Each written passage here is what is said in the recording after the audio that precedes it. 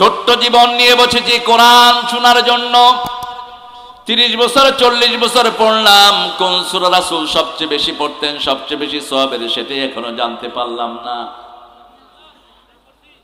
দেখেন অবস্থা, কোন সূরা ছাড়া নামাজ হয় না, কোন সূরা কোরআনের মা, কোন সূরা দিয়ে রাসূল দোয়া করতেন, কোন সূরা সর্বপ্রথম পরিপূর্ণ নাজিল হয়েছে, কোন সূরা কোরআনের ভিত্তি, কোন সূরা দিয়ে হুজুররা ফু দেয়। তাবিজ তোমার কোন জায়গা ইসলামে নাই, তাবিজ ঝুলাবেন না, মুশরিকের খাতায় নাম উঠবে। মান আল্লাকা তামিমাতান ফাকাদ আশরাক। যেটা করবেন সূরা পড়ে ফু দিবেন, সাথে সাথে ভালো করে দিবেন কে? আর সূরা পড়ে যদি 10 লক্ষ টাকাও নেন, এটা হালাল হালাল হালাল। আর তাবিজ দেখে 5 টাকা নিলেও হারাম করলা তুমি। তাবিজের পয়সা কত ঘুরায় মানুষ। ইংল্যান্ডে এক লোক গিয়েছে এক হুজুরের কাছে তাবিজ দিতে। হুজুর বসায় রাখছেন অনেকক্ষণ, বললো যে হুজুর what happened, why I am waiting, কয় stay there, I am eating some medicine. হুজুর কিছু ওষুধ খাচ্ছেন। তো সে বললো হুজুর আমারে তাবিজ দিচ্ছেন ওষুধ ভালো হওয়ার জন্য, আপনি দেখি অন্য ওষুধ খান। কয় আমার তাবিজ আমারে কাজ করে না। তাবিজে যদি কাজ করছো তাইলে এত হসপিটালের দরকার ছিল কি? হ্যাঁ, এই করোনার এত মেডিসিনের দরকার ছিল কি?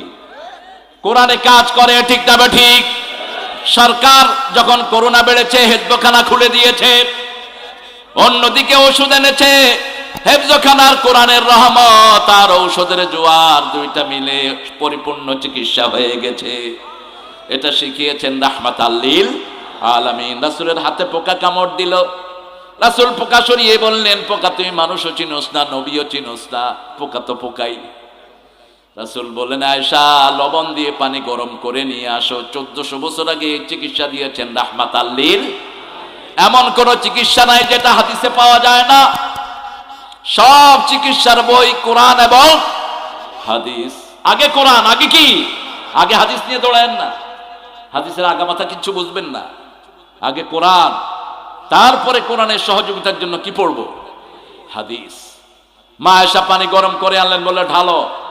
মা আয়েশা ঢালছেন, রাসূল পড়ছেন আলহামদুলিল্লাহি রাব্বিল, এক আয়াত করে পড়ছেন। আপনাদের মতো এক নিঃশ্বাসে পুরা সূরা পড়তেন না।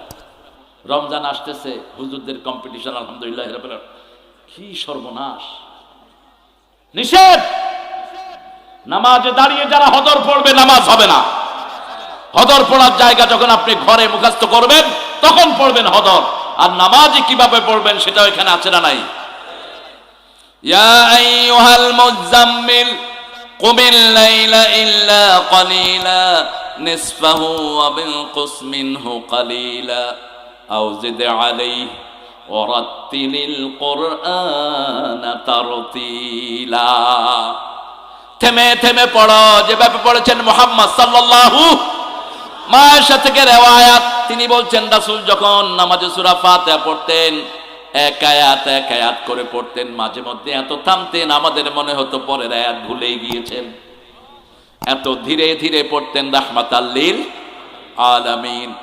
আমরাও কোরআন পড়বো রাসূলের মতো করে, তবে যখন মুখস্থ করবেন তখন দ্রুত পড়েন, কোনো অসুবিধা নেই। কিন্তু যদি নামাজে খালি এভাবে পড়েন, রুব্বা কারিউল কোরআন আল কোরআন ইয়ালানুহু, বহু মানুষ কোরআন পড়ে কোরআন তাকে লানত করে। খবরদার, এটা যেন না হয়। থেমে থেমে পড়বেন, আস্তে আস্তে পড়বেন। তবে হ্যাঁ, মুসল্লিদের দিকে তাকিয়ে পড়বেন। যদি বৃদ্ধ মুসল্লি থাকে ছোট কেরাত নিবেন, আর যদি সব জোয়ান থাকে আমাদের চেয়ারম্যান সাহেবের মতো তাহলে লম্বা কেরাত নেবেন। ছোট মানুষের কিন্তু ক্লান্তি কম, লম্বা মানুষ খাড়াইলেও ক্লান্ত হয়ে যায়।